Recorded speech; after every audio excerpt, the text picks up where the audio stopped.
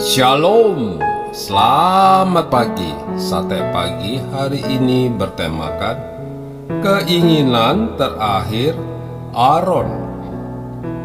Firman Tuhan terambil dari Matius pasal 28 ayat 19 sampai dengan 20 dan Kisah Para Rasul pasal 1 ayat 8. Tetapi kamu akan menerima kuasa kalau Roh Kudus turun ke atas kamu, dan kamu akan menjadi saksiku di Yerusalem dan di seluruh Yudea dan Samaria dan sampai ke ujung bumi.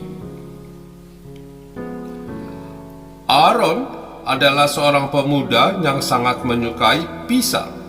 Ketika ajal akan menjemputnya, ia menyampaikan permintaan terakhir kepada keluarganya. Berikan tip untuk waiter atau waitress bukan 25%, tetapi $500.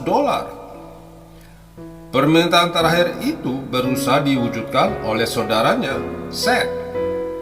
Ia membuat sebuah kegiatan untuk mewujudkan keinginan Aaron. Melalui sebuah website, kakaknya mengupload video tentang siapa saja yang menerima tips dan bagaimana reaksi mereka. Banyak orang yang tersentuh sehingga bergabung bersama Seth untuk menjalankan misinya memenuhi permintaan sang adik yang telah tiada.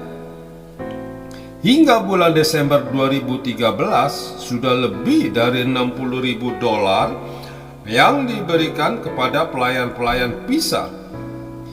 Tina Ray Collins, ibu Aaron, mengatakan, banyak orang bilang satu-satunya hal yang mereka inginkan adalah mendengarkan nama anaknya dikenal. Sekarang aku tidak perlu khawatir tentang itu. Ketika seorang yang dicintai meninggal dengan sebuah pesan terakhir, sebisa mungkin orang terdekat atau keluarganya berusaha untuk mewujudkannya. Tidak penting apakah pesan terakhir itu merupakan pesan yang berguna bagi orang lain atau tidak. Dengan mewujudkan keinginan itu, kita merasa senang dan bahagia karena bisa melakukan pesan terakhir dari orang yang telah meninggal.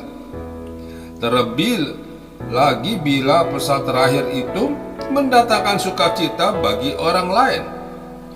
Tentu hal ini akan membuat kita bangga, sebab nama orang yang kita cintai itu semakin dikenal banyak orang sekalipun ia tidak lagi hidup di dunia ini.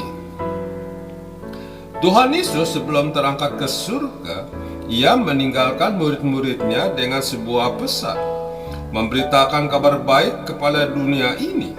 Itulah pesan Tuhan Yesus. Tuhan Yesus tidak meninggalkan pesan itu kepada orang-orang Farisi, para ahli Taurat, dan imam-imam kepala, sekalipun mereka memiliki pengaruh yang besar di Israel.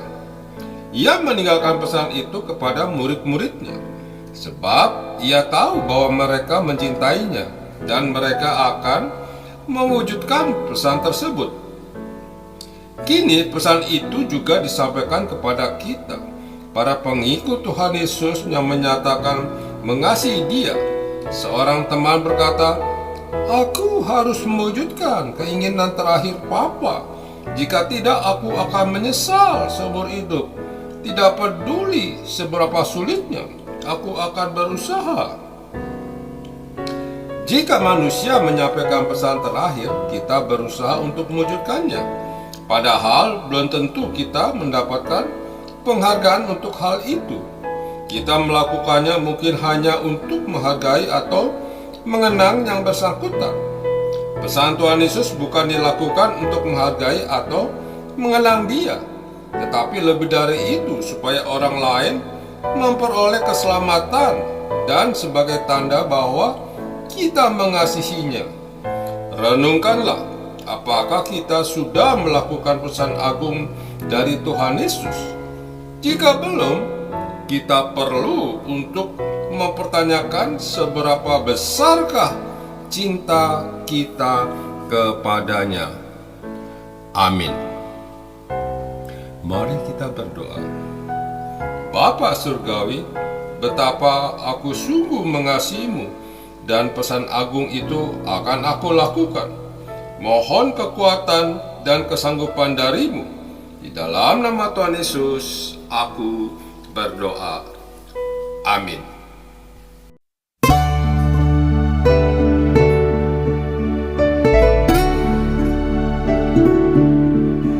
Does Jesus care when my heart is pained too deeply for mirth and song?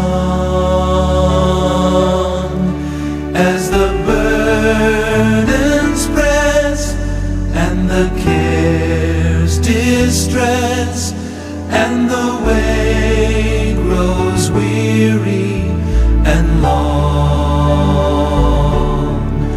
Oh yes, He cares. I know He cares. His heart is touched with my grief. When the days are weary, the long nights dreary, I know my Savior cares. Does Jesus care when my way is dark with a nameless dread and fear? As the daylight fades into deep night shades, does He care enough to be near? Oh yes, He cares. I know He cares. His heart is touched with my grief.